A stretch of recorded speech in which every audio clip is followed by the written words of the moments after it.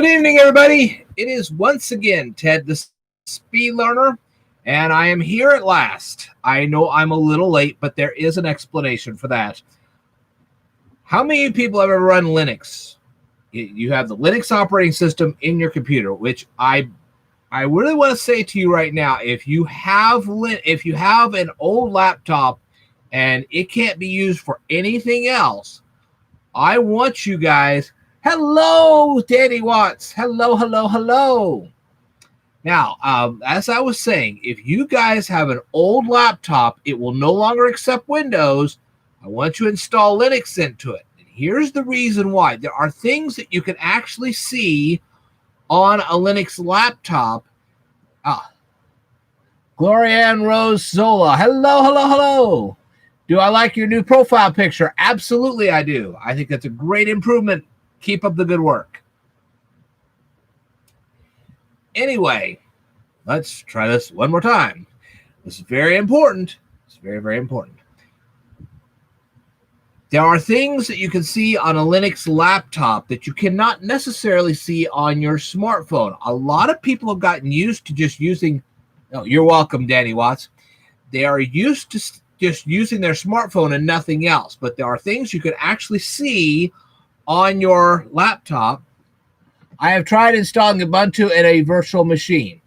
Well, what I did, I was actually handed a laptop, could no longer accept Windows, and I just flipped the hard drive out of it, put Linux into it, and it worked. It really did. And I put Ubuntu Linux into it, and I actually run it this way.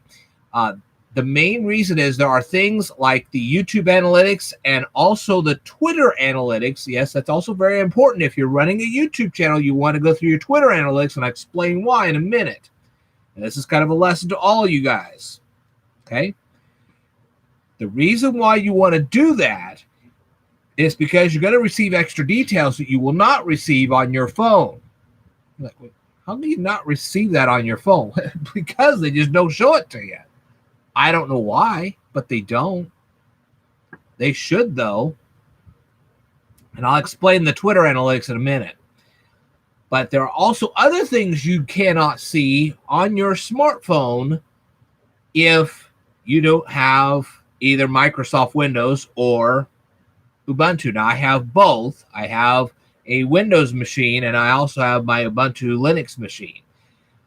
Way too many people that either watch me or have never even seen me before, they will use their phone, and that's all they use.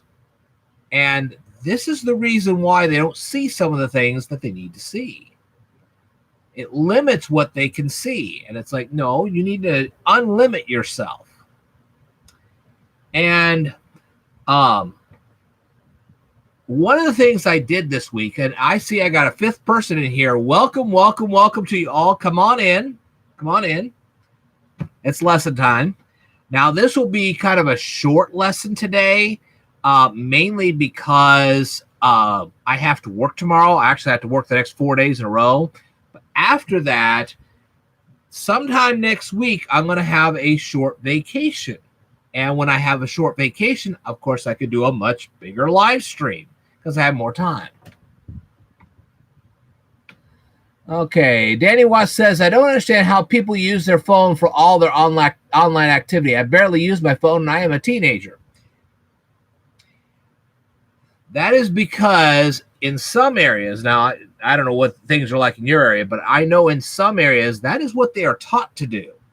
Literally, the teachers teach them how to do this. I think it's wrong. I very much think I think it impedes them from doing the things that they really need to be doing. It's just like half the time they don't even read a book. Well, I read this Kindle. No, not a Kindle, a real book, and do real research. Yeah, and it impedes them. That's why they come here. Let me tell you something. I have a friend of mine, and one of her kids just recently graduated, and that kid cannot afford to go to college. Not yet, anyway. And I told her, I told the parent, I said, look, I said, you tell that kid to come here and start learning now. Okay? Because we're in an election year right now. This is not a joke. We are actually in an election year. All right?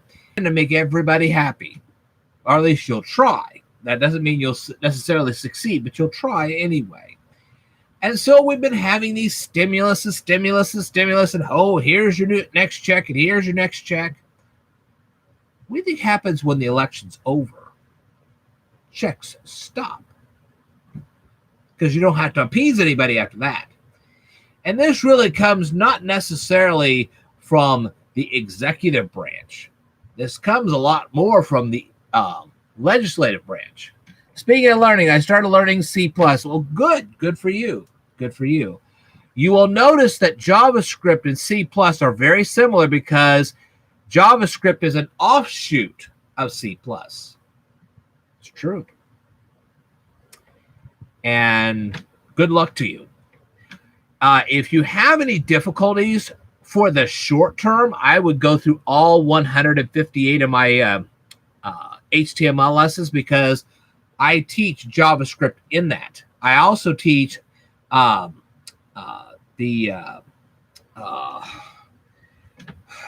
SVG, and I'm trying to think what the acronym stands for. It's been a while. Scalable vector graphics. That's what it is. And it just didn't come to me right away, but I remembered it. So there you go. Now you say, well, what about the Bezier curve or whatever? Scalable vector graphics? Yeah. Yep. You're right. And so I touched on it in my lessons, but I never completed it. That's because it never really was very popular. Right? Amongst all my other lessons that never really got very popular, those weren't either. I'm like, great. You want a career, I'm trying to help you, and there you go. But so anyway, when the stimulus checks end, you got to have something to earn money. Now, for me, that will be a little easier once I have enough watch time to get back on the partnership program, and then I will take. I have to go. I might be back, but I'm not sure. If I'm not back, I'll catch up with the rest of your live stream tomorrow. That's okay. I understand. Please come back if you can. If not, catch up. We want to hear from you. Like I said, tonight's is going to be a little short, but I'm glad you stopped by, though. Really, I am, and keep up the good work. But anyway,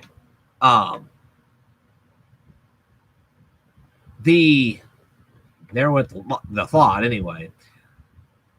How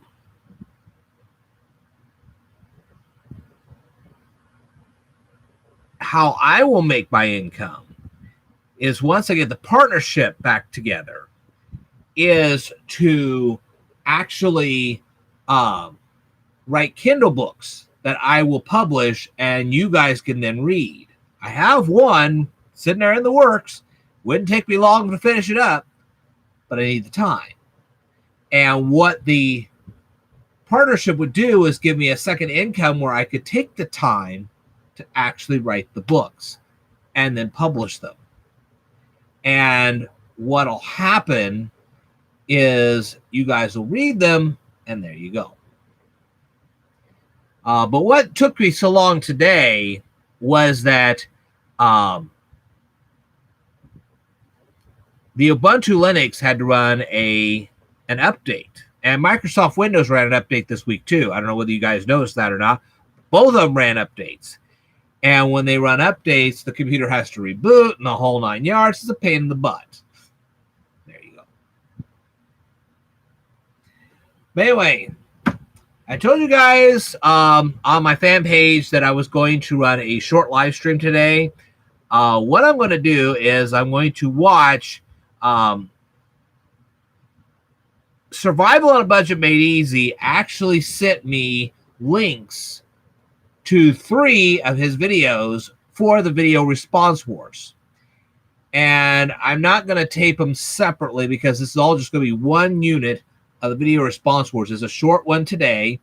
And then what's going to happen is that the next time I do a live stream, I'm going to have a whole bunch of videos that I'm going to record, and you're going to see it live. And that'll keep you guys busy. So let's do our little live stream for tonight.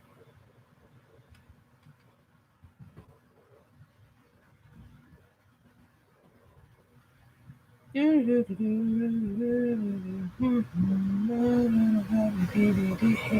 we go.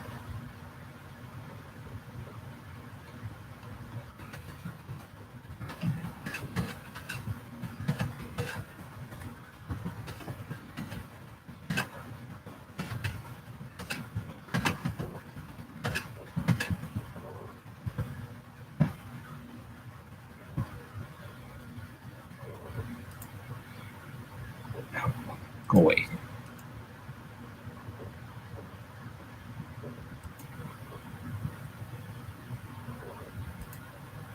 Okay. Now then, let's go to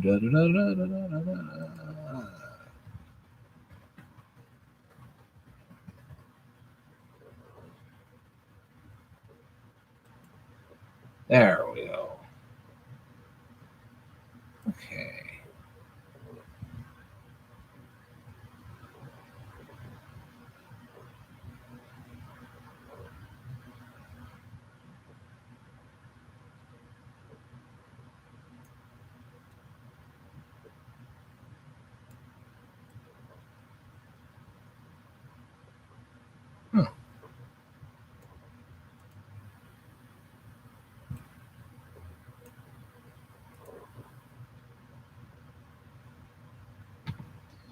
Oh dear. Oh,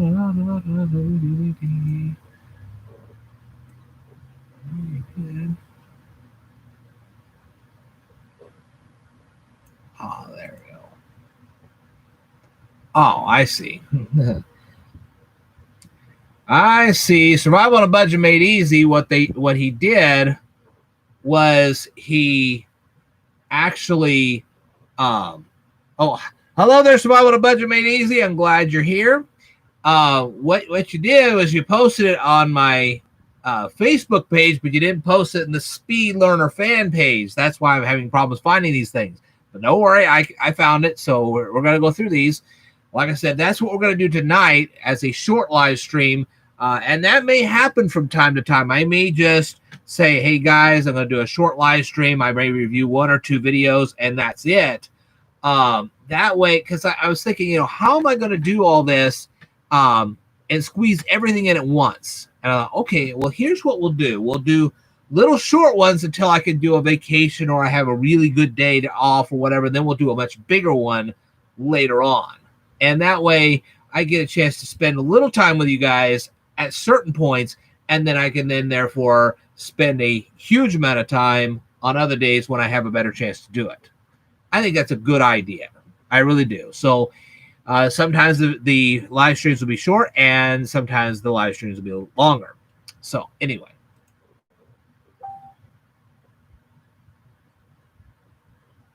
Okay. Alrighty, and Survival of Budget Made Easy. He is facing storms just like I faced storms today.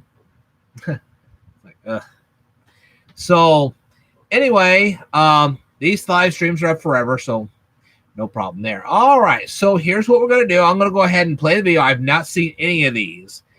And then as I'm playing the video, I'm going to ask questions. And at some point, Survival on a Budget Made Easy is going to answer back.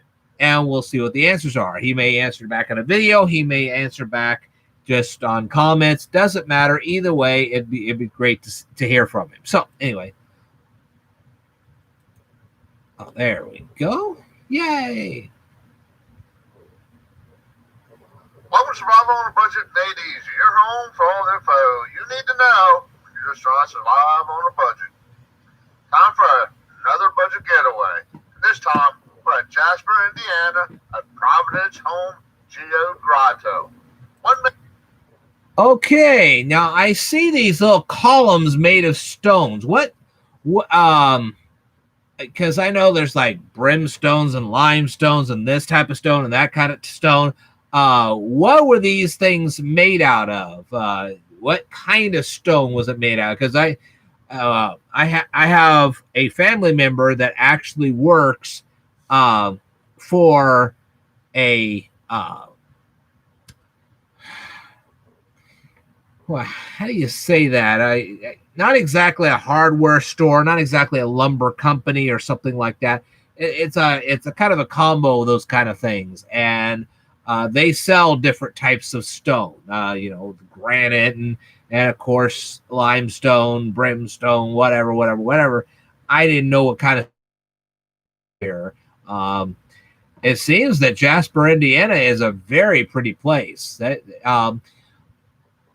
were there was there like a garden anywhere nearby where you're videotaping? And I saw the sidewalk here, and I can honestly tell you that I have been down many sidewalks over the years, especially with videotaping my signs and stuff. And some are really well done, and this one looks a little older. And I was wondering if there was a lot of cracks in the sidewalk where you could possibly trip yourself on or something like that. Are these sidewalks? I can see that they're somewhat maintenance, but are they well maintenance, or are they just really old? And are they possibly a walking hazard? Because I've been down sidewalks, I'm like, I wish I had never walked down this thing. So anyway, those are 3 questions I have so far. And let me see. Okay. What's going on here?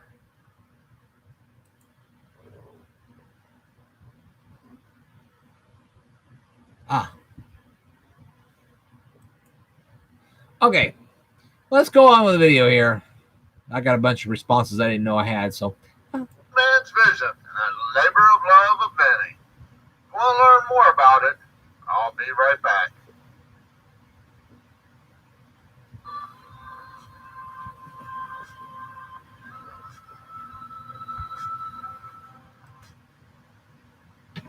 Okay, welcome back to Survival on a Budget Made Easy.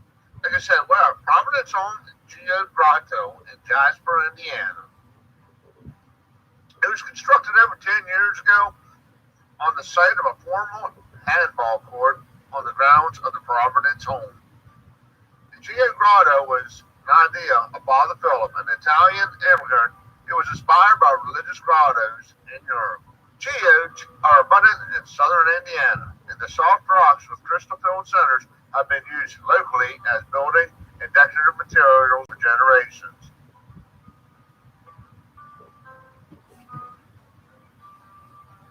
The geodes that are in the Providence Home Grotto come from nearby Hintonville, where a ready supply was found early in the project. The main material is the local geode stones, mixed with bits of marble, carved limestone, and found objects set in poured concrete. The results covers 4 city blocks and fountains, planters, cave-like openings, and gardens. Now here's a good example of what the crystals look like on the inside of the stone. It was built between 1960 and 1970.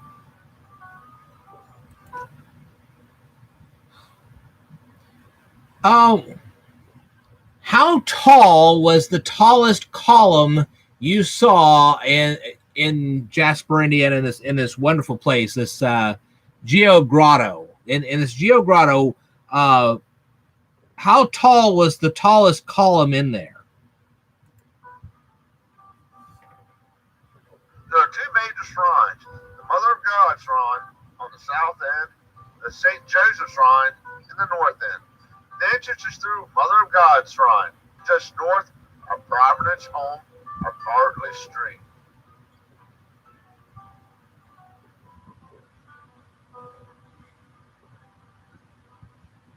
The style of the grotto was intended to imitate the famous grotto of Lorenz, but as one builder put it, there were no blueprints, just inspiration.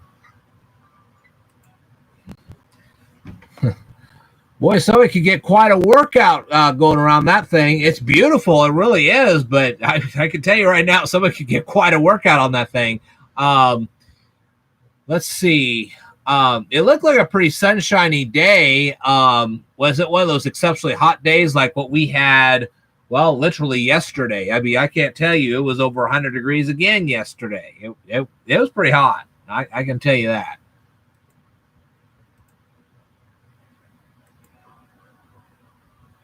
Now, I really like the benches and how they use different objects in them. And if you take notice, you'll see little things inside the walls. I don't know if you noticed earlier, but there was actually a rosary bead implanted in the wall. Now, as you go through, you'll notice different stages of Jesus' life portrayed in pictures and photographs. Okay, let's go ahead and take a closer look at the fountain.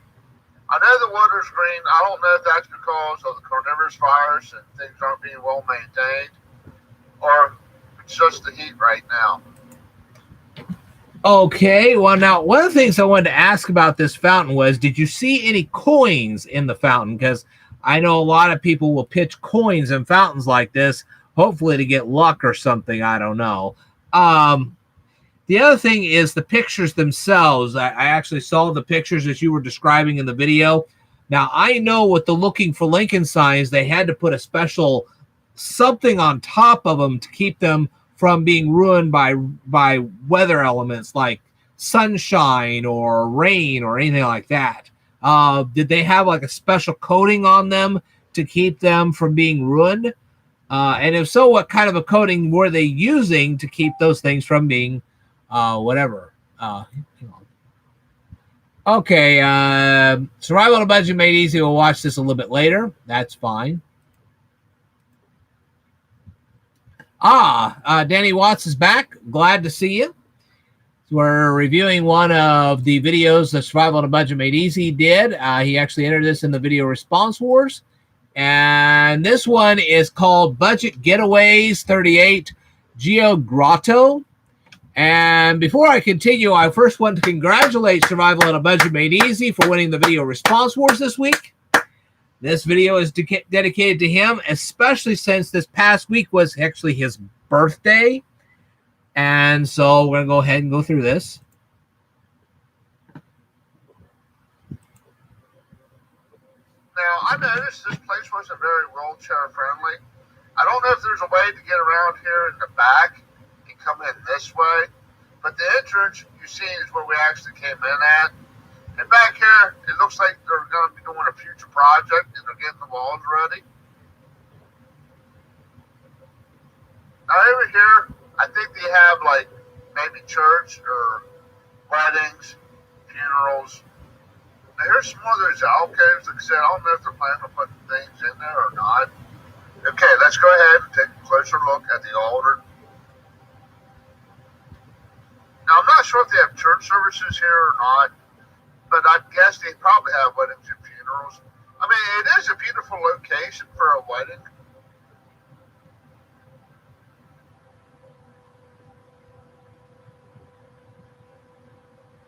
Now, as you can see, it has like holes in there to run electricity for lights. So I guess they're planning on putting something in there in the future.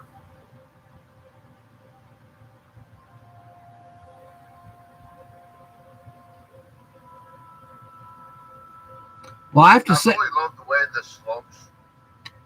I have to say that floor reminds me of broken tiles. This is well maintained. And there was a donation box.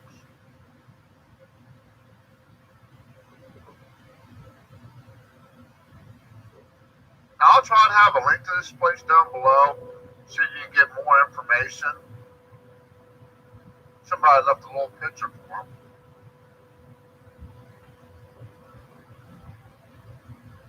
Now, the marble statues were imported from Italy.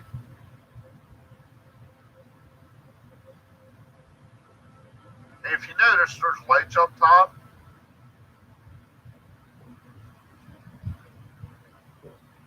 Let's go ahead and see if they actually work. As you can see, the lights actually work, and I'm sure they look really beautiful at night.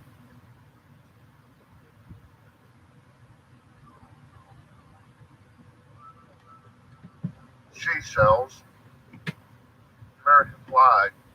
I just love how they put some random objects in the stones and the concrete work. Okay, one final look at the grounds. Make sure to check out the links below. Do me a favor, click on that subscribe button. And as always, thank you for watching. I have to say that place looks beautiful, and if I ever got a chance to go to Jasper, Indiana, I'd check that place out. I really would. It really looks nice. I'm glad you videotaped it. It was wonderful. Thanks. That was beautiful. Now let me see here.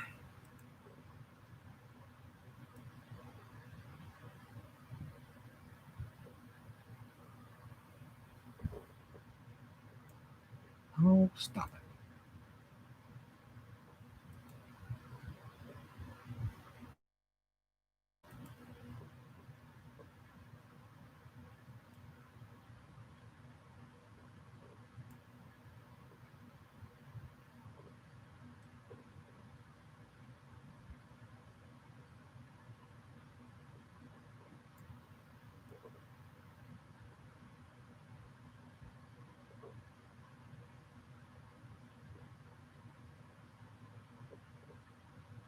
Okay. Hang on just a second here. Welcome to Survival on a Budget, ladies. You're home for all the... I'll go through a couple more because I know you had sent me a couple videos, and I'm gonna see if I can remember. You had also actually sent me another video. It was called the Dubois County Museum. I'm gonna go ahead and check this out now. Survival on a Budget made easy. You're home for all the info you need to know when you're just trying to survive on a budget. I'm at the Dubois County Museum in Jasper, Indiana. If you want to learn more about it, I'll be right back.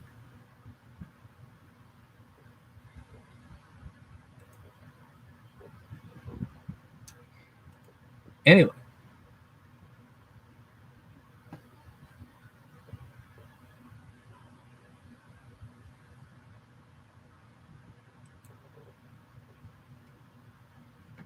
Okay. Okay, welcome back to Survival on a Budget Made Easy.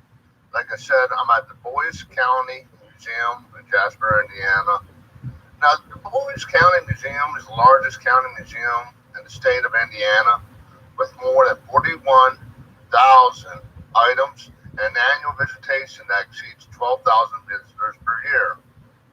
It holds over 50,000 square feet of exhibits, 14 community murals. We all know how much Indiana loves their murals, providing a picture of each community's early history. A 17-room Main Street reminiscence of 1890s, a 2-pen log house built in 1885, a wild game safari display, a tremendous model train display, and 2 outstanding exhibit rooms.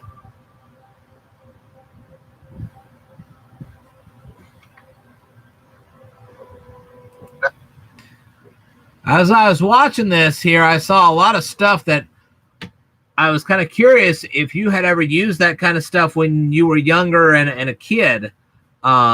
Did you ever? Because I know that when I was a kid, Coca-Cola did not come in plastic. It was glass bottles, okay? It was real glass bottles. And you actually had, you bought them from the store, you drank them, and then when they were empty, you actually took them back to the store, and they gave you 5 cents for every time you brought the bottles back. And, of course, they couldn't do that today. There'd be no way. But you tried not to break the bottles, because if you did, you were out the 5 cents, and that was not always a good thing. Especially if you were a kid. 5 cents back in my day was worth a lot more than what it is today. Let me tell you something. Back in my day, quarters were actually still valuable. Shoot. Nowadays, you take a quarter, you just throw it away. But when you're talking about back in my day, they were valuable. That's why they had the Ben Franklin 5 and dime. Even though a lot of stuff was way over a dime, what they actually meant by 5 and dime back then was you had a quarter, you could actually buy some pretty decent stuff. Some of the things that you would never dream of buying today, back then, you would. They had paddle balls, and you could get like a little badminton batten. They were more like little rackets, little tennis rackets. Why would you throw valuable money away? Well, see, here's the thing. You're talking about the 21st century. And in this day and age, a quarter can't go try to buy anything at any store outside of a flea market or possibly a rummage sale or something like that. Try to buy anything for a quarter. It's next to impossible. Back when I was a kid, a quarter could get you a nice candy bar. No question about that. Or a soda pop. You know, I used to get soda pops for 50 cents. That is not a joke, people. I used to go to the vending machines, toss 2 quarters in there, and I used to get a nice 20-ounce bottle of soda pop. You can't do that no more. Yeah, you better fork up your $2. Even back when I was a young adult, I could still go to the vending machines, pop $1 in there, and I'd have myself a 20-ounce drink. You try that today. See what happens. Yeah. Last time, I videotaped the Razzle Dazzle Good Time Parade last fall. Unfortunately, I can't do that this year. And they have a civic center, and I went inside, and the vending machine, I'm glad I had lots of dollars because it cost me $1.75 to get a 20-ounce bottle of root beer. 20-ounce bottle of root beer for $1.75. It's crazy. My dad paid about $5 for a bottle of water at a PA farm show. Yeah, you're right. It is a ripoff. It really is.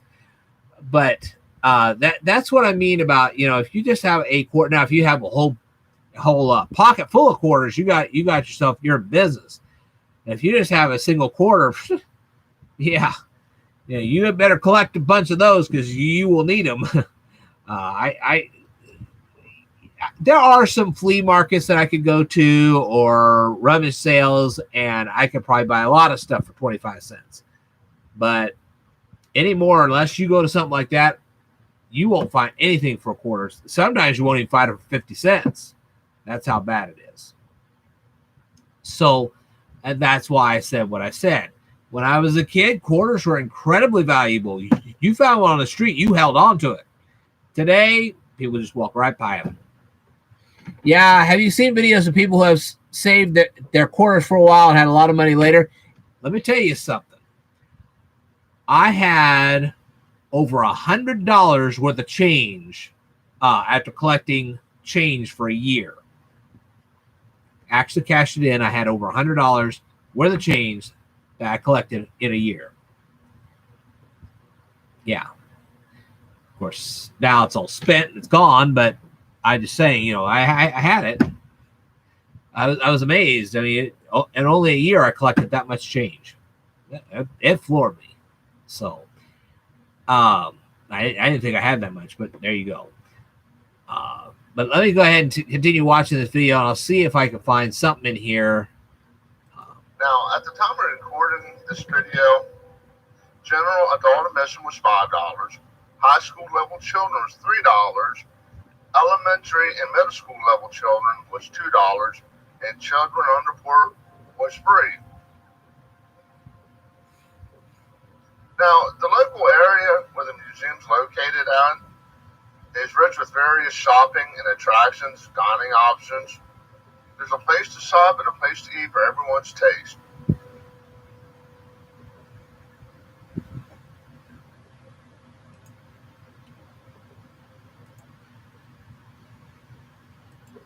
That's one of the... Okay. I read a book about finances for teens that says it all adds up about saving every little bit of your change. You never know how much you will get after getting every little bit you can.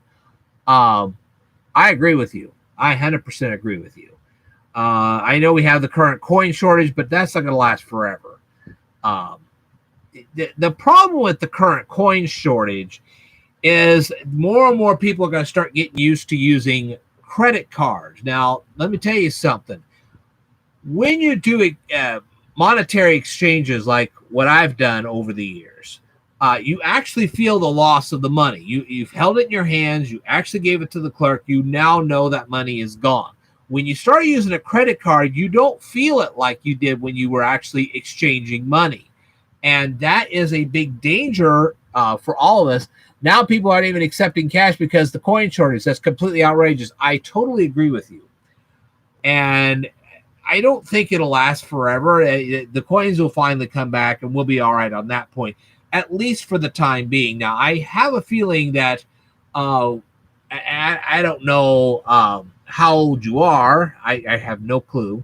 But anyway, I have a feeling you seem to be of the younger generation. If you are truly of the younger generation, I will say this. Because they have things like Apple Pay and credit cards and that kind of stuff, your generation, not you specifically, but I mean talking about your generation in general, if that's who you are,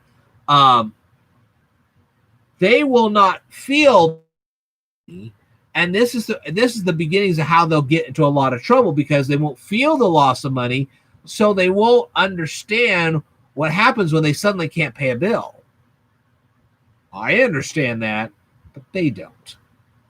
Even when I use my credit card, I know to immediately go to the bank and refill the bank account, so that so I never have that, oh, I forgot how much money I used. But that the youngest generation today will have that problem because they won't feel the loss of the money, because nobody will teach them that, and that in itself is wrong. Anyway, getting back to the video here, I was noticing all these, looks like arrowheads and rocks. I don't know how old any of this stuff is. I'm sure as I play the video, Survival on Budget Made Easy will probably explain how old these things are. Maybe, I don't know. I haven't watched it yet, so I can't tell you. Certainly a big collection of them. It'd be kind of interesting to see what Native American tribes use these kind of arrowheads and when. And I'm sure that this is something that if you asked a museum guide, that they would probably answer this stuff. This whole video here reminds me, I went to Carthage to do some of my looking for Lincoln sign hunts.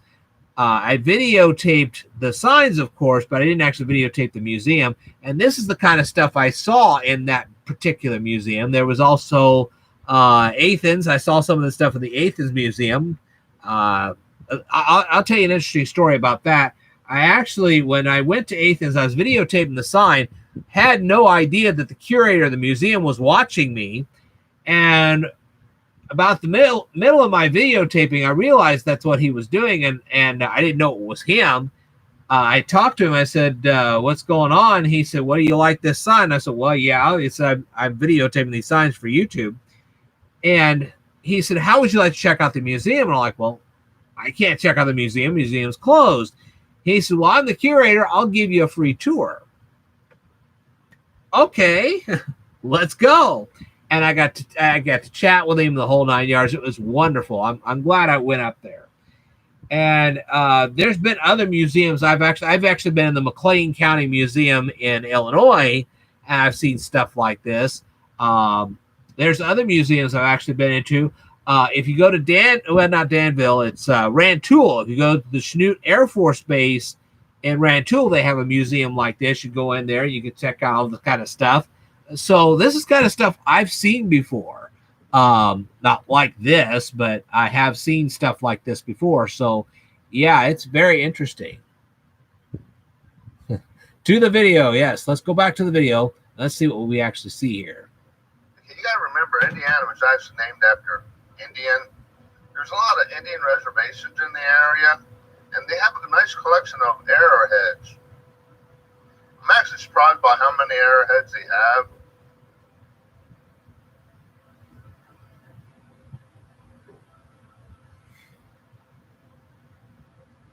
Here's a display of how they do archaeology.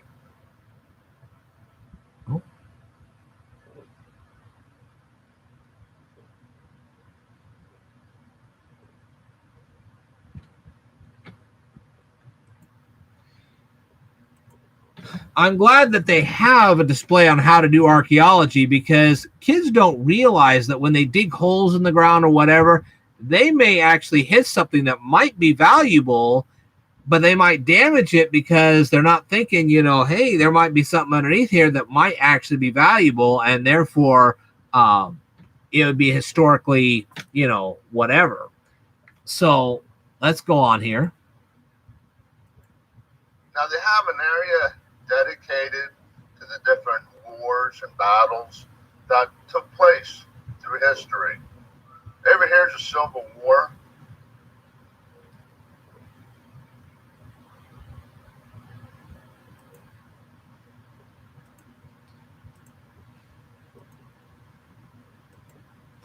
Yeah, when it comes to the Civil War, that is something I have learned a lot about over the years, especially videotaping those looking for Lincoln signs.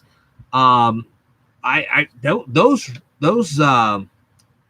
artifacts are really, really nice. They have been well kept, and I'm glad they have them.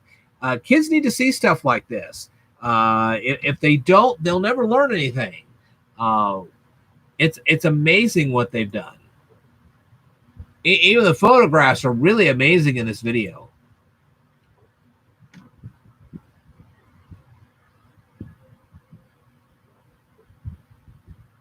Displays of the medals you received during the Civil War.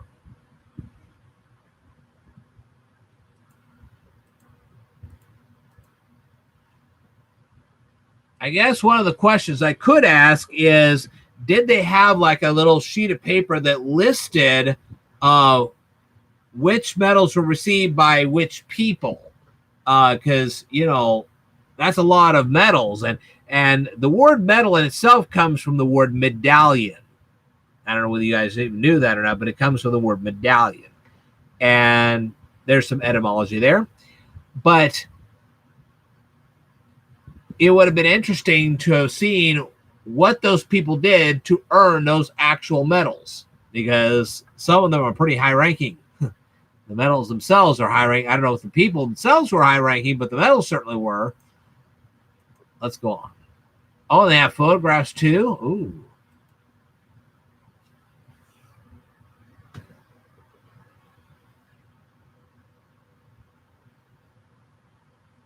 And actual uniforms.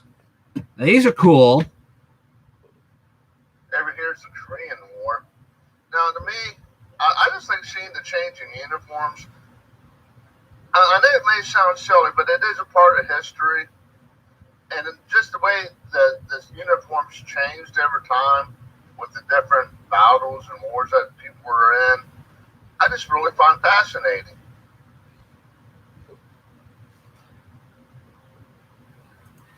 Now, what's really neat about seeing uniforms like this is when you watch recreation of battles on movies and TV shows, you can actually determine how accurate they were in the movie or TV show based on what you've seen in real live uniforms. That's something you really do want to watch. But you also have to think not just of what they actually wore, but how comfortable those uniforms were, because sometimes those uniforms weren't very comfortable. Yeah, you try some of those World War I uniforms and see how comfortable those things were. Or how about those Civil War uniforms? You ever get a chance to see a real live Civil War uniform? You'll begin to realize real fast how uncomfortable those things were, not just in winter when you would just be freezing your butt off, but also in summer. I have actually seen Civil War reenactors with real live uniforms that were actual recreations of what they would have actually wore in the Civil War. And I can tell you right now, in the summertime, they'd have been very uncomfortable. Very uncomfortable. So, yeah.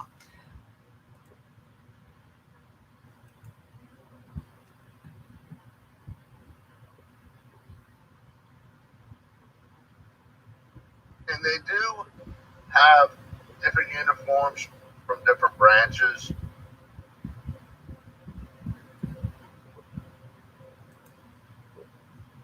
Now, one of the things you got to keep in mind, I know they title them Vietnam War or Korea War, but really when those events actually were happening, they were called conflicts, not wars, because they were undeclared wars, and a lot of people don't know. Oh, what is this video? The title of the video is Dubois County Museum. It was posted by Survival on a Budget Made Easy, and I've never been to the Dubois County Museum, but one of these days, boy, considering what I've just seen, I'd love to go there. I'd love to actually see it. If you know what any of these badges or medals mean, please leave a comment down in the description box, because I'd really like to know more about them. Now, over here is our sports section. Jasper, Indiana, and pretty much southern Indiana are really big into basketball. Larry Boyer was born in the local area. When I say local, I'm talking a few towns over.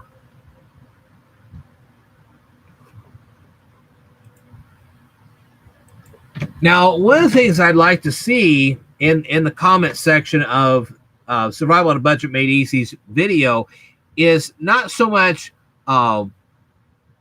just the details about the medals, like what they were made out of or how they were issued. I'd like to know what these people actually did to actually acquire these medals.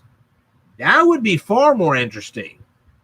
These people didn't just sit around and that didn't happen. These people earned those dang things, and I'd like to know what they did to actually earn them. And I'm sure the museum curators would love to tell you if they ever got a chance.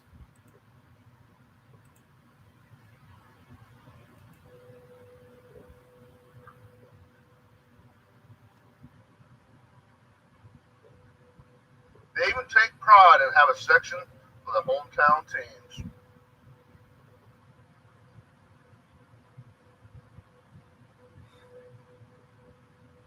Now, I know the Baseball Hall of Fame is in the area, and I will be making a visit to that eventually. I just haven't gotten to it yet.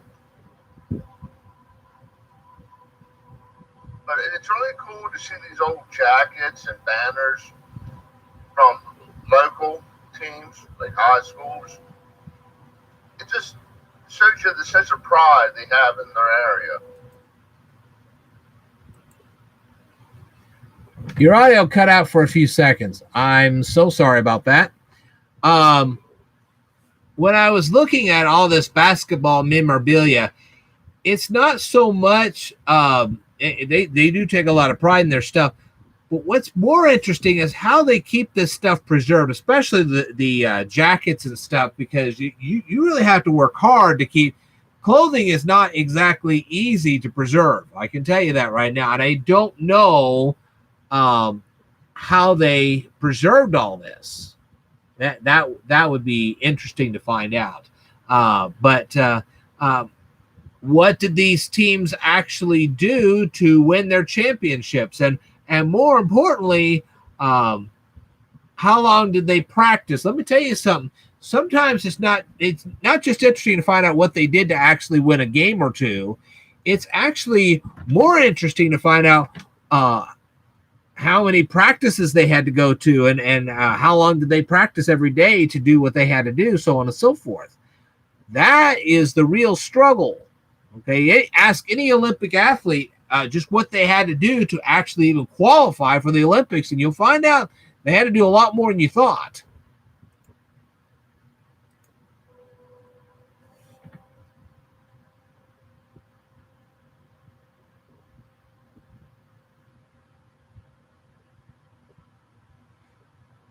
Nice displays of jerseys. Now, here's a display. They call it German souvenirs. I know they're not really souvenirs, in my opinion, but this is something that we have to make people aware of. We don't just want to erase it. Okay, here's a display of some of the furniture through history. Jasper is the woodworking capital of the world, so they do have a display of cabinets and wood furniture. Now, what should amaze some of you people is that when World War II actually was fought, yes, the soldiers actually, I don't know, there was some controversy about what they actually brought back home with them.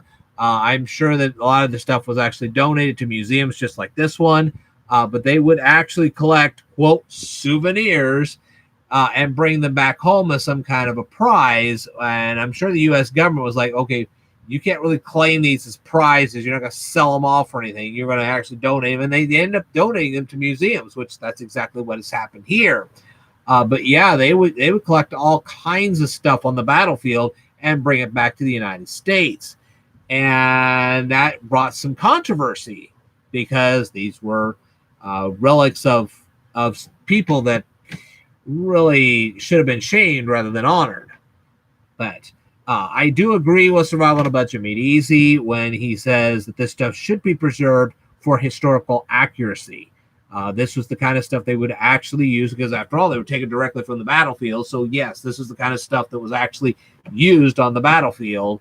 And it gives people an idea of what they really would have experienced if they had been over there. As for the woodworking, I'm glad they are very much experts on this stuff. I saw a little dolly sitting in a high chair.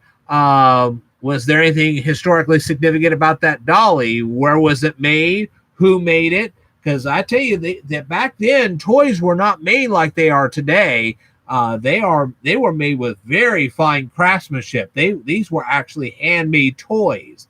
And that is a lot different than what you see today. Today, you just throw them through an assembly line, boom, they're done. Not like these things. These things are really valuable. Also, those plates. Were any of those plates made with pitch blende?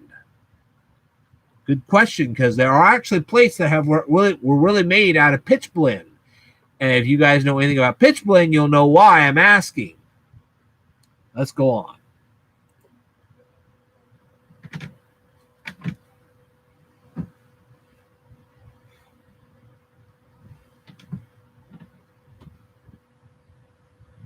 And if you look, you can see how long they've been in the furniture making business. We're talking over 50 years. And the cabinets over time have changed a great deal, trust me. I used to actually build cabinets. Now this area over here is more like a farm display. It does go through time from early farming to more modern day farming.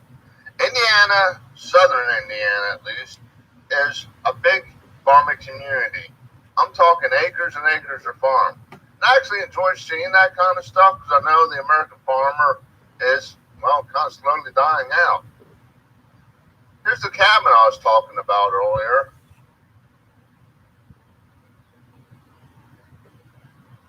Now, Patoka Lake's probably about, I'm going to say, an hour away.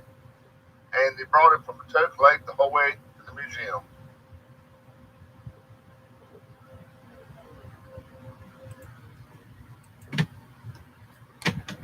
Sorrel Coughlin, do you work at MacArthur? No, I don't. Nope. I'm sorry. Cyril Nuffman, that's what your name is. I'm sorry, I didn't see it right away. When you're talking about the farming implementation stuff,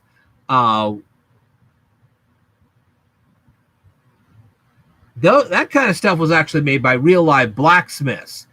And what would be interesting is to see what they would actually have to do to make all that stuff, how it was made, et cetera, et cetera. That would be interesting information, really. People just don't realize that just didn't just suddenly pop up from an assembly line. There were no assembly lines when that stuff was made. They made that by hand. That was handcrafted stuff. And believe me, if you ever had to make something like that, it was hot, sweaty work. Did you film the fireworks, Cyril Nuffman? I did not have the day off. When the fireworks were going off, I was actually at work, and so no, I did not. It was really bad, and I felt really bad about it. But I did have to work, and there's a lot of holidays I do actually have to work. So, yeah, I'm sorry about that. I'm hoping someday, as my ratings continue to rise and I'm able to take more days off, I could do stuff like that. But right now, that's just out of the question. What time in the video are you at? Well, I have been on the air now for almost an hour. So, but actually in this particular video, when you're talking about Survival to Budget Made Easy's video, I'm at the 7:50 mark. We've watched 7 minutes and 50 seconds of his video. All right, let's go on.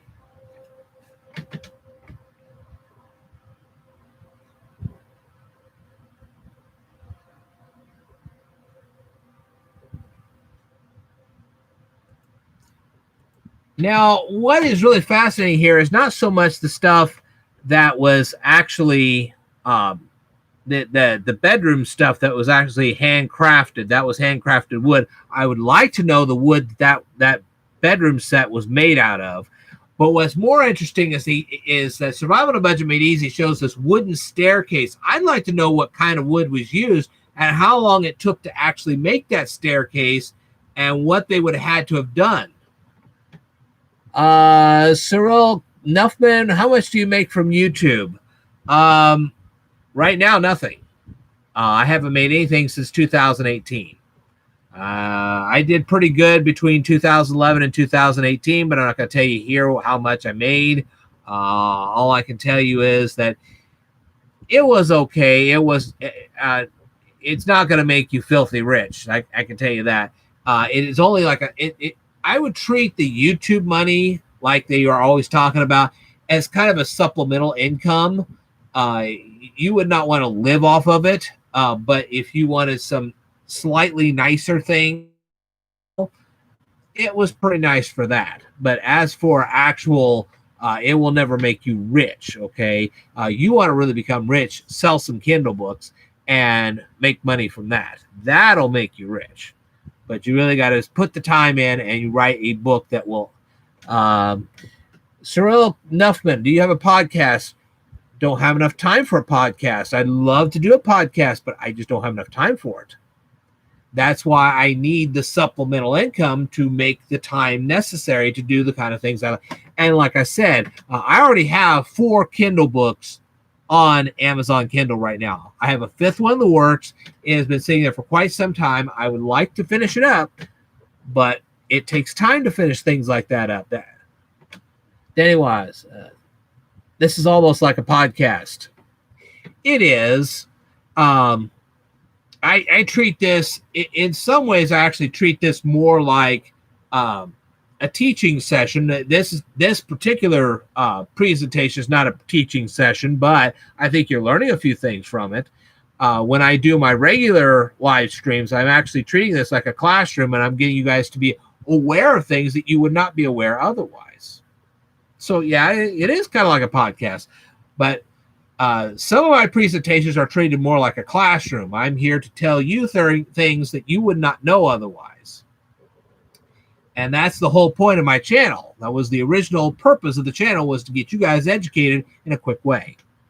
So, yeah. Anyway, let's go on here.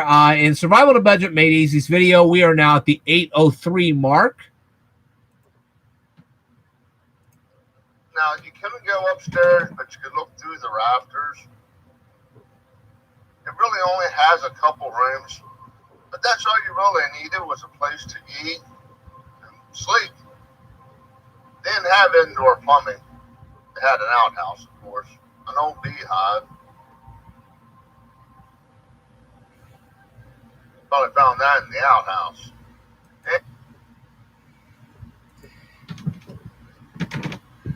Danny Watts, I have to go to bed. I will catch up with the rest of your stream tomorrow. That's fine with me. Cyril Nuffman, why do you do YouTube? Well, when I started this 11 years ago, I was actually tutoring a young lady. She was about to enter high school, and I was trying to explain the concept of bit and byte by using the illustration of an on-off switch that you would normally find in any household. She couldn't understand that either. And at the time, I was also developing a text-to-speech software, but people were so afraid of what their computers were going to do that they weren't trusting my software because they didn't know me that well. And so I was going to get on there and I was going to explain some computer terms to actually get them to trust my software enough that they would actually buy software from me. That's another source of income that I could actually make if I had more time to develop my software. But a lot of people did not watch my videos, so they didn't really realize what I was doing for them. Now, I'm just spending my time. I know that a lot of people need more of an education in order to do the kind of things they need to do. A lot of people cannot afford college, so I try to give them college-type lessons that they can actually learn now and apply that into their current jobs, which would make them more money, which in turn could actually help them afford the actual real-life college, which they could go to and finish their education. So that's kind of the reason why I do this. So there's more than one reason to do this. Really, there's more than one. And I could think about 5 or 6 more reasons why I do all this. One of the things is I'm trying to promote Illinois tourism. Did you happen to notice all of those Looking for Lincoln videos? Right now, there are no parades, no festivals, nothing. People need something to do. Looking for Lincoln is something that they can do. When I talk about the parade videos, I am trying to promote the local communities and try to get people to go to festivals when this, let me tell you something, this pandemic is not going to be around forever. And when it's gone, the festivals will come back. And when they do, well, people would like to check these things out. These are festivals they've never seen before. They probably didn't even know these things even existed until I videotaped them. There you go. How many of you people? Let me ask you, Cyril Nuffman. Let me ask you this: did you watch the bicentennial of the state of Illinois? I videotaped that. It was 2 years ago. I actually went out there in the hot heat, videotaped that thing. Did you notice Bicentennial Park? Have you been there? It is absolutely wonderful. I would love to go there this year, but with the pandemic that we have, it's really not practical for me to do that. But next year, I don't see any reason why I couldn't take a trip over there and videotape that park. There are signs up there I want to videotape so badly to show you guys what those signs actually look like. You should go over there, check it out. Even if you don't go this year, you can actually go next year and check it out. And the same thing with the Looking for Lincoln signs. A lot of those Looking for Lincoln signs are not in major metropolitan areas. They're in small towns. You go over there, check them out. Pencil rub the seals for souvenirs. This is something that a lot of people have forgotten or they don't pay attention to when they actually see my sign videos. They don't go up to the actual sign, put a piece of paper on top of the seal, and pencil rub it until the image is actually on the piece of paper and have a collection of these things. They don't do that, and they should. That was the whole idea. So, anyway, let's go back to the Dubois County Museum and let's see what else. Oh, they have it. Oh, this is an actual outhouse. We are at the 8-minute and 30-second mark of Survival on a Budget Made Easy's video. And we were just talking about outhouses. And lo and behold, it's a 2-person outhouse. I don't think I'd want to get that friendly with a coworker. Yeah. Can you imagine having a 2-person outhouse? That would probably be designed for a family. Now, if you had a father or a mother with kids, or if you had two kids that had to go to the bathroom at the same time, that would be more practical for them. But no, I would not be in an outhouse with a stranger. That just would not happen. So there you go. Outside of the log cabin,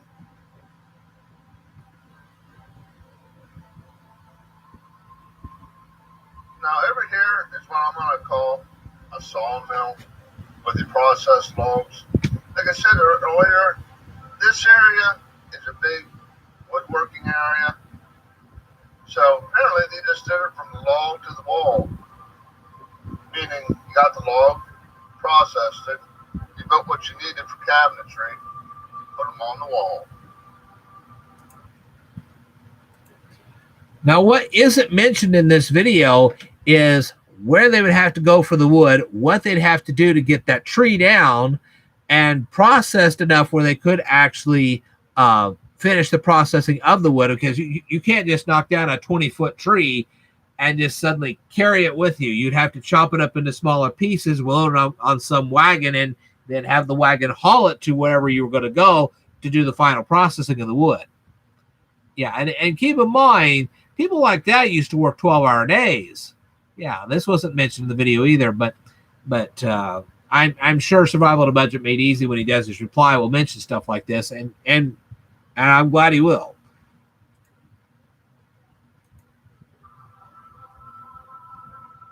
Now, if you didn't notice earlier, we did pass a couple murals.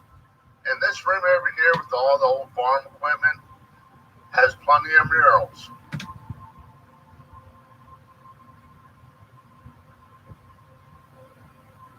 Okay, here's a quick look at them. They have different murals for different towns.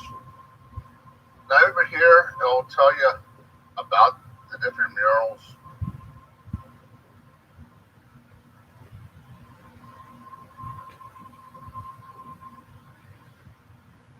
Some old ads.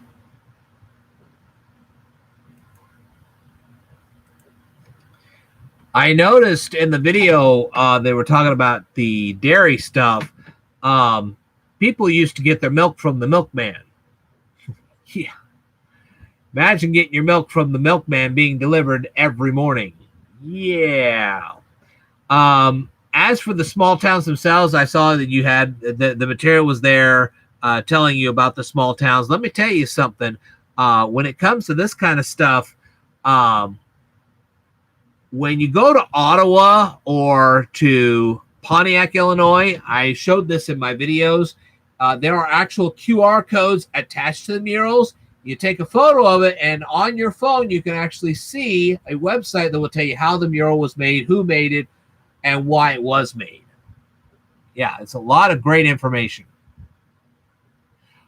We are currently at the 9-minute and 56-second part of Survival on a Budget Made Easy's video. Can you imagine cutting your grass with these? That's probably one of the first gas-powered mowers.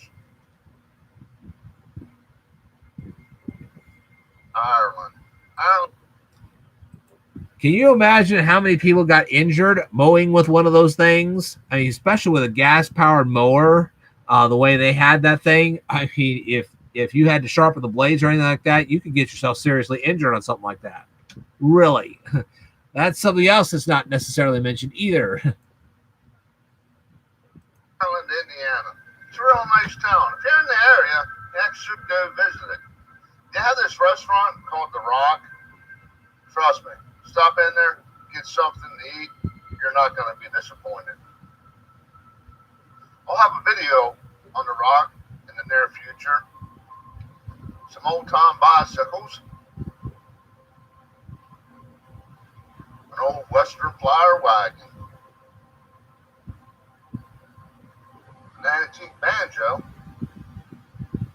Okay, in the center of the room, they have a display of old farm equipment. It's amazing. As for the banjo, you wonder who played it, and more importantly, what songs they played on it.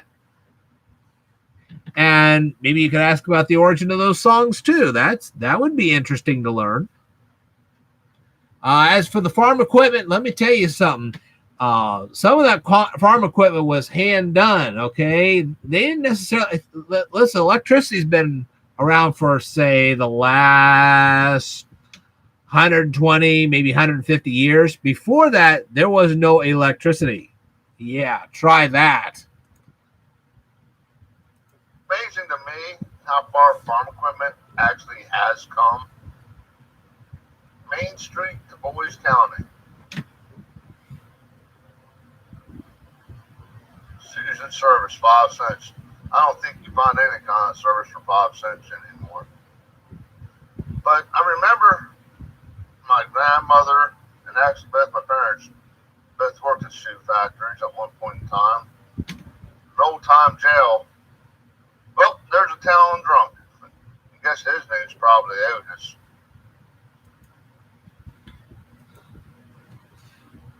Now, think about this for just a second here. Okay, I want you to think about this for just a second.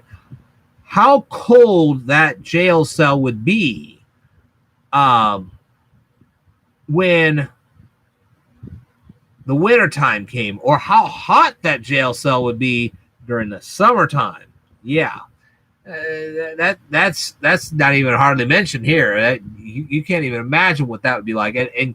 And they weren't exactly served the best meals either. Yeah. Yeah. But I have to say, with the farm equipment, it has advanced quite a bit since those days. Can you imagine working all the way from sunrise to sunset on a farm with that kind of equipment? Yeah. That was not fun. And doing it 6 days a week? Yeah. So anyway, let's go on here.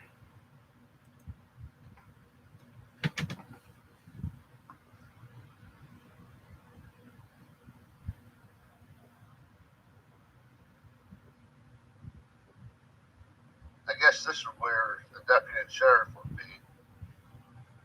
Their gun rack. Now, another thing you should think about when you're dealing with a jail cell like that is, how did they go to the bathroom? I mean, if they were a very violent offender, you don't exactly want to let them out of the jail to go to the outhouse. Those jail cells could be pretty smelly. Yeah. Chamber pots, anybody? Yeah. So, yeah, that's not a place you'd want to be at. Uh-huh. Yeah, so anyway, let's go on here. We are at 11:41 of this video. It's a 22-minute video.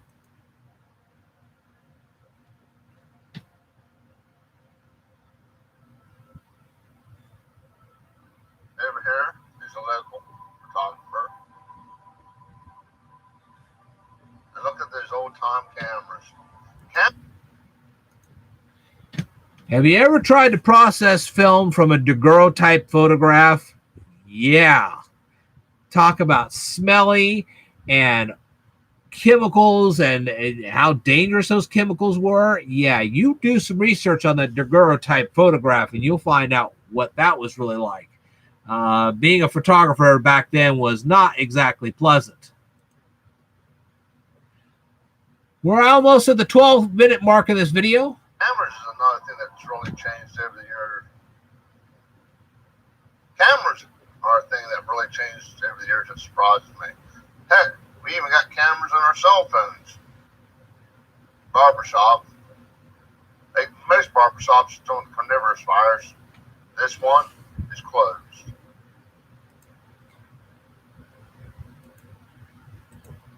Now, keep in mind that back then, barbershops often also served a second purpose. They would be where you'd get your dentistry done, too. You imagine sitting in that chair getting your dentistry work done? Yeah, no. Just no. The newsroom. Now, printing's another thing that's come a long way. You had to do all that work for printing. Now we just print stuff out at home. Local church.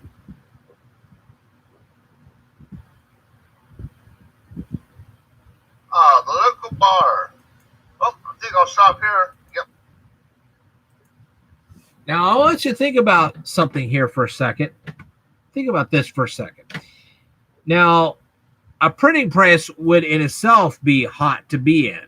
No question about that. But think about going to church without air conditioning or heat. Yeah. And some of those church services, they weren't like they are today, where you had a 15-minute sermon. No. These sermons could very easily last an hour or two.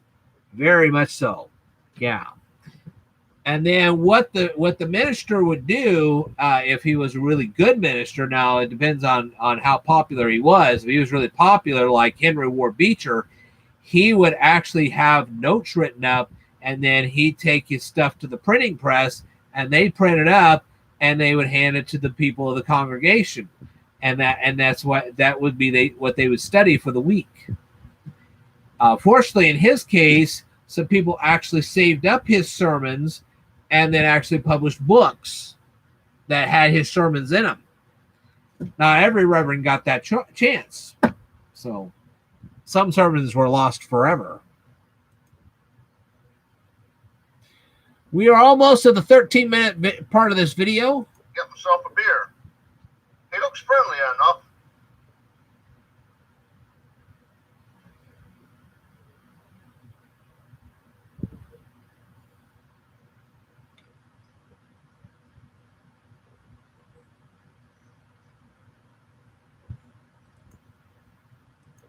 Okay, think about this for a second.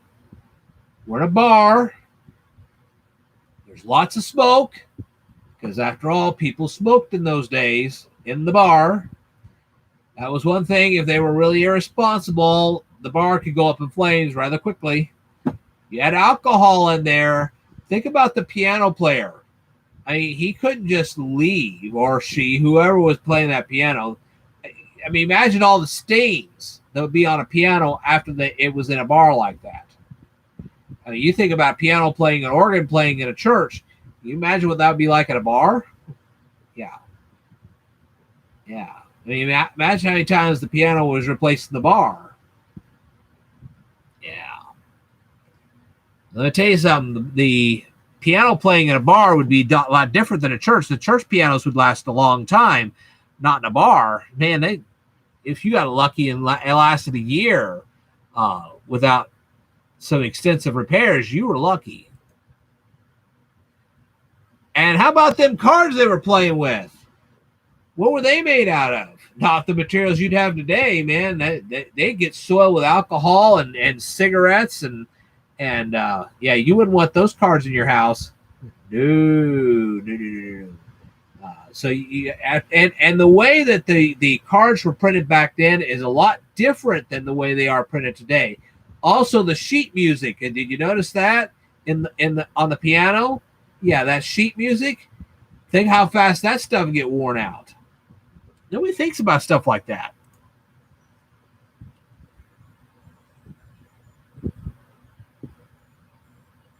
The local bank.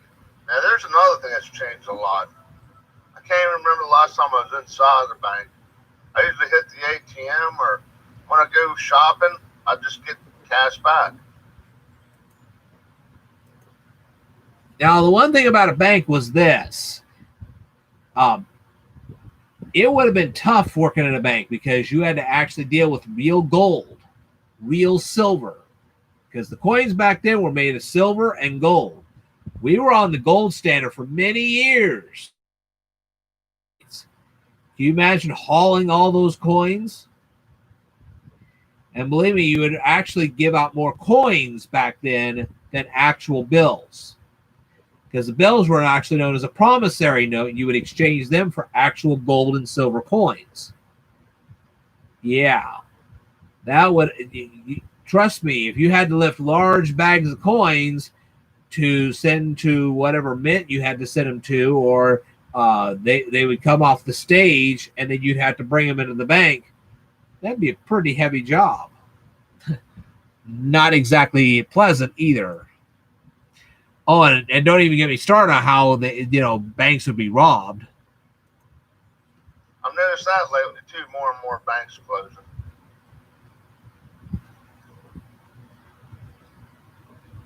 Another mural in the Stewart Hotel.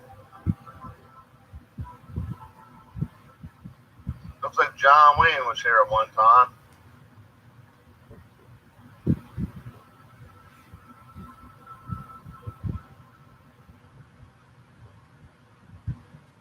general store where you get everything you needed in general.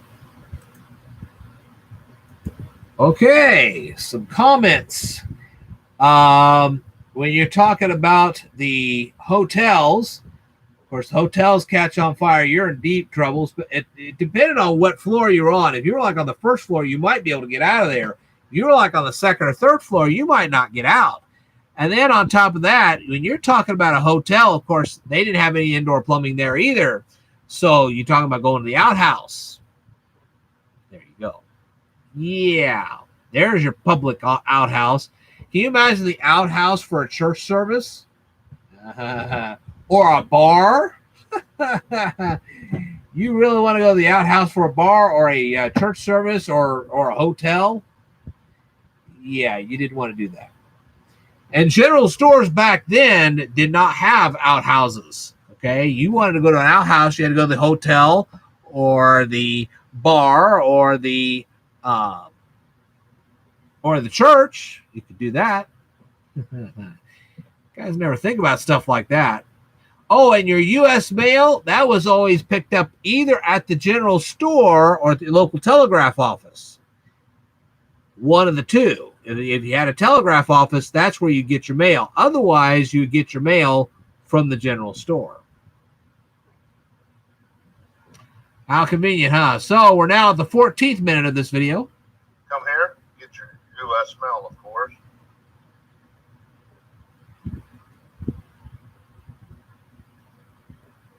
Your baked goods, your candy, your cooking utensils, eggs. Looks like they have a coffee mill.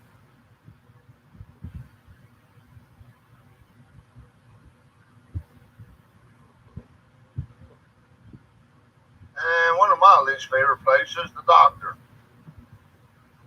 Oh, the nurse is kind of cute, though. It may not be too bad. Okay, some thoughts. Let me go back just a little bit because I was actually the general store. What do you do when the perishable merchandise, like your fruits and vegetables, your meats, also your dairy and your eggs? Yeah. That stuff goes bad in there. It's not refrigerated at all. So you would practically have to shop there practically every day because there would be no way to preserve the food for more than a day or two. Yeah, that's bad enough. But hauling all that fresh stuff into your store, I mean, bags of grain, chocolates. Chocolate would be a real hard one. Not in the wintertime, but in the summertime, yeah, you wouldn't want to have chocolate in that store in the summertime because there was no refrigeration.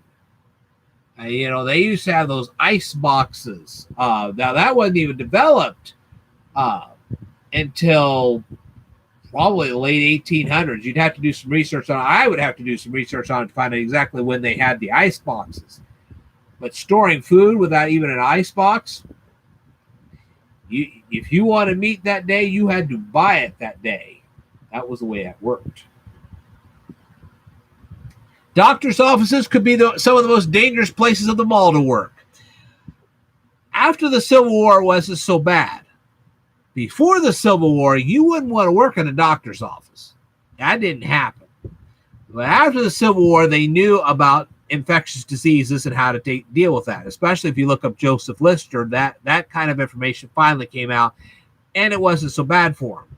But before that, you wouldn't want to. Let me tell you something. Sometimes the doctors themselves on the Civil War battlefields would get sick. And if your doctor got sick and died, what then? Yeah. Medical field was not exactly something you wanted to get involved in. Not back then. Today, yes, but back then, that was a dangerous profession. Back at the church. I guess I should get back there after what I said about the nurse. Kitchen. I remember working on a farm before, and it was an old farm. They had a summer kitchen and a winter kitchen. The summer kitchen was outside, so the house wouldn't get so hot. It was a nice idea, especially when you didn't have air conditioning. Little raccoons sneaking down and taking a peek at you.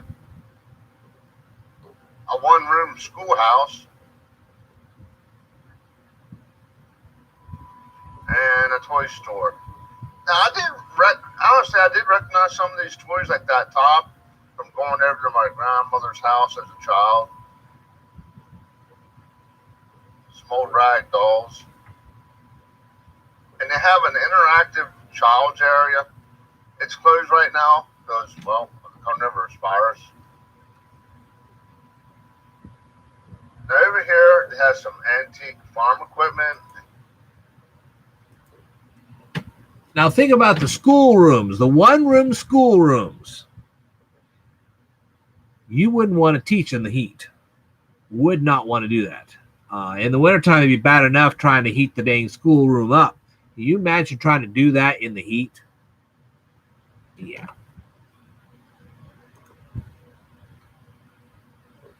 And maybe Survival on a Budget Made Easy could actually mention how they would heat the schoolrooms up with their stoves and stuff like that. Because, man, that would be interesting. Because they didn't exactly have fireplaces. I haven't seen a schoolroom yet that had actually an actual real-life fireplace. That would be interesting. But anyway, we're at the 15-minute mark, almost the 16-minute mark. Those early automobiles, yeah, take a look at the top speed of those things. Wasn't very fast. And cars. I gotta be honest, that car's a thing of beauty. 1924 Maxwell. It looks like he really enjoyed it, taking it through town at the local parade.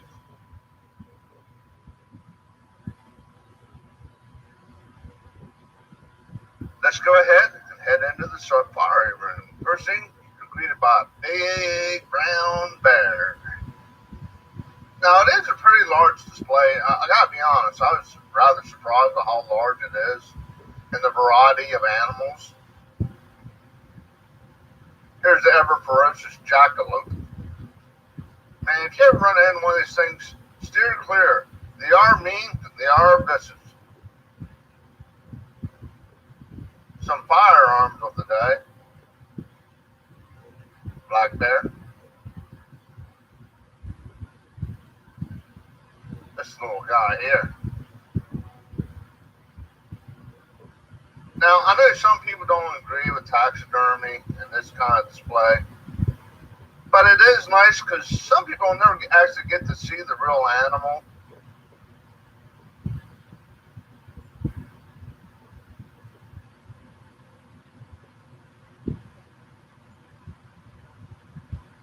A red squirrel. There's not a gray squirrel with a red tail. A couple pheasants.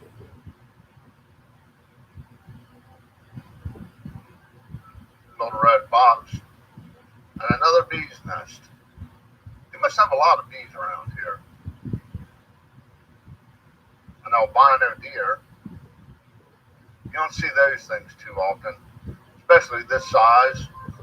Now, I did see a white deer that actually turned brown over time.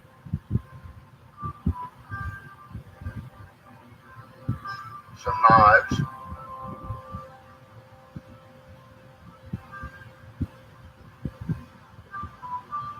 Puffin.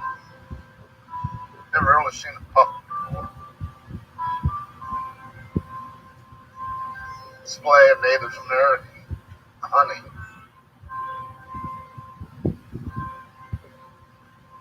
An elephant statue. I guess it wouldn't be a good idea to put an elephant in this room. It would take up a lot of room. A nice display of birds. They had a wide variety of birds. Nice variety of fish. I haven't fished yet. I'm only like 4 miles from the Patoka River. I still haven't fished. Lures and such.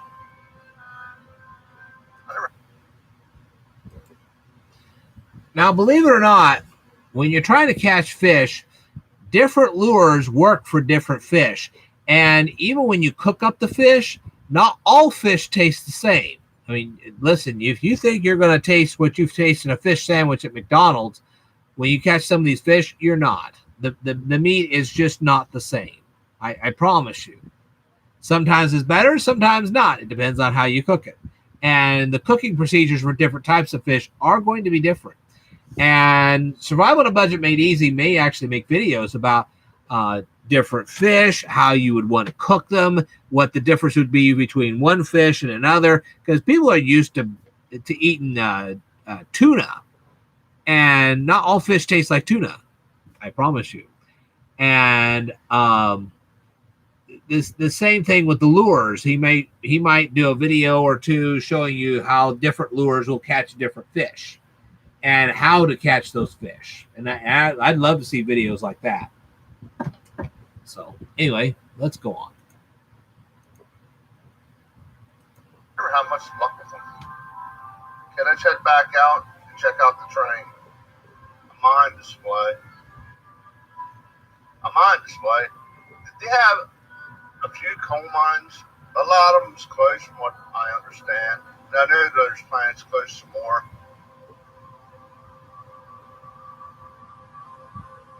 The law in Dubois County. Nice display of uniform. A cute little police lady. Hello, cute little police lady. A revolver, a badge, ID.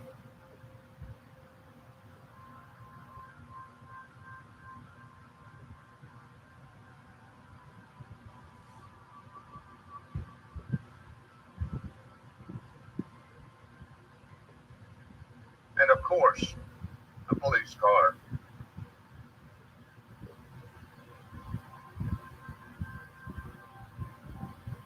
Looks really nice on the outside. The inside, it can use a little bit of work, but considering how old it is and how much use it's had, it's still not in bad condition. Let's go in here and check out the train display.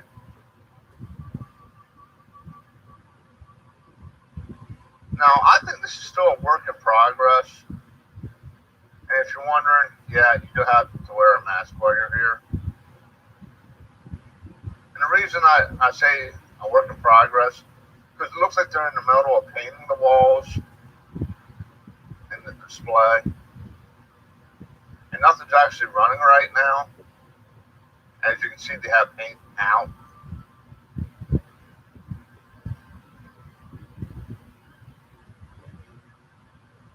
Nice little display of toy trains or model trains. Just depends how you look at it.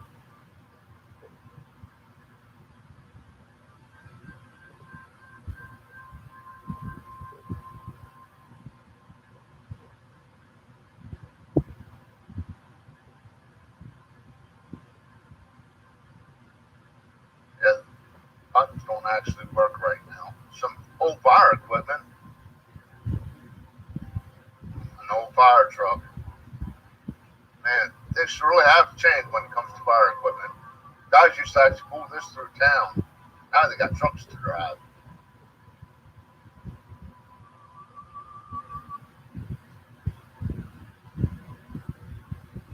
Okay. Now I know that was a real short, quick tour. I was here for about an hour. So you can imagine the footage I had to cut out just to get it down to a few minutes. So if you're in the area of Jasper, Indiana, the Dubois Museum is a definite go out and check it out. Take the whole family. I guarantee you, you're going to have a good time. And the staff is very friendly. While you're here, please check out the gift shop. I bought a t-shirt while I was sharing some postcards. Okay, do me a favor, click the links down below. And as always, thank you for watching.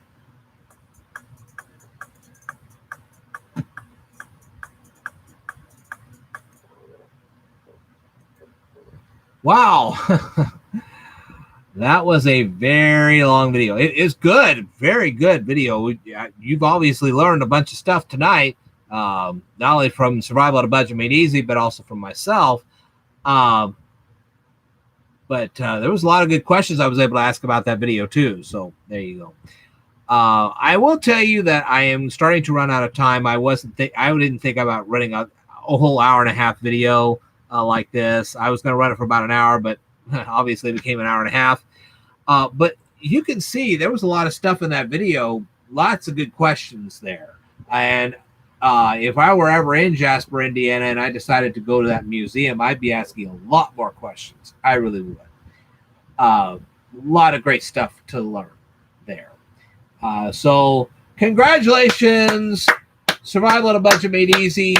Great videos that you posted up. I know there was one more you shared with me. I have not yet had a chance to see it. I will probably review it on the next live stream, and we'll take it from there. But a lot of great stuff. A lot of stuff you can actually learn. So, yeah, that was some great stuff. The only other thing I wanted to teach you guys tonight, and I had mentioned this when I first started the live stream, but I'm going to go ahead and mention this again. When it comes to Twitter, you'll find the Twitter search box. If you ever work with Twitter, you'll find this Twitter search box. And one of the things you can do is you can actually type hashtags into that Twitter search box. But the thing is, what you can do is you could type 2 hashtags at the same time. So let's say, and I won't even use my, I was going to use this, but let's not use a dry erase board. If you look over here in the comments, if you've lasted with me that long, turn on Twitter, go to the search box, type in this.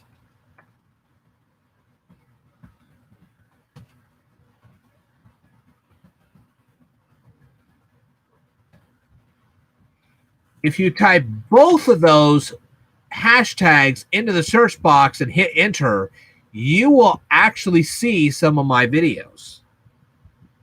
Okay. You can narrow your search on hashtags if you type 2 hashtags into the search box at the same time. Now, keep in mind that when you're doing a search on Twitter, you will see the top results first, but you can actually click the word recent, and you will see recent tweets as well. And don't be afraid to scroll down. Scroll down. If you don't, you're missing a bunch of stuff. You really are. You start scrolling, and boom. Now, I will tell you the education hashtag is worthless. Don't ever use it to try to promote your videos or whatever. But if you want to use the hashtag school reopening, that hashtag really gets results. I was amazed at how good of results I got from school reopening, but I did not get the same results from the hashtag education. You have to really test various hashtags and see which ones actually work. Well, anyway, I want to thank each and every one of you for watching this tonight. I wasn't expecting to be on this long. I will have to work the next 4 days, but next week I will have a short vacation. It'll be about a couple of 3 days, and I will be able to do a much bigger live stream than what I did tonight. I mean, this was about an hour and a half. Usually my bigger ones are somewhere between 2 and 2.5 hours. And the reason why I could do the bigger live streams during those periods of time is because I don't have to go to work the next day. I have to go to work tomorrow, but I don't have to go to work on a mini vacation. That's the difference. But I want to thank you guys for watching this. Again, congratulations, Survival on a Budget Made Easy. You have actually won the video response wars this week. And hopefully some more people will actually enter their videos into the video response wars for me to review them. So anyway, for those of you who couldn't stay with me the entire time, please leave comments down below. Let me know what your thoughts are. I'd love to hear from you. Next week, we will actually do a much bigger live stream where I will review some songs. I told you guys I'd be reviewing some songs. One of them will be Disco Duck. So it'll be something for you guys to look forward to. And so I hope you guys have a great weekend. Let me know what you do this weekend. I'd like to know what you're going to do this weekend. Even if the weekend's over with, let me know what you did. I'd love to hear from you. All right. I want to thank you very much for tuning in and watching this particular presentation. If you guys have any further comments or questions, please let me know, and we will get back to more educational videos upon my next live stream or whatever. We'll get there. And like I said, from this point forward, we're getting ready. We're real close to retail Christmas. And as we get closer to what we call retail Christmas, it's going to be harder and harder for me to squeeze in videos. So you may see some impromptu live streams that will be very, very short. And I'll present a particular topic or two in a very short manner, and then boom. There also will be limitations on how hot it gets during this period of time. If it gets extremely hot, boom. Won't be able to do it. So anyway, I want to thank you guys very, very much for watching all this. I may do a video on the fish over the vacation. I may do one tonight. Who knows? Maybe, it'll just depend. So thank you very much for tuning in. I will tell you more in a future video, so I would like for you to stay tuned.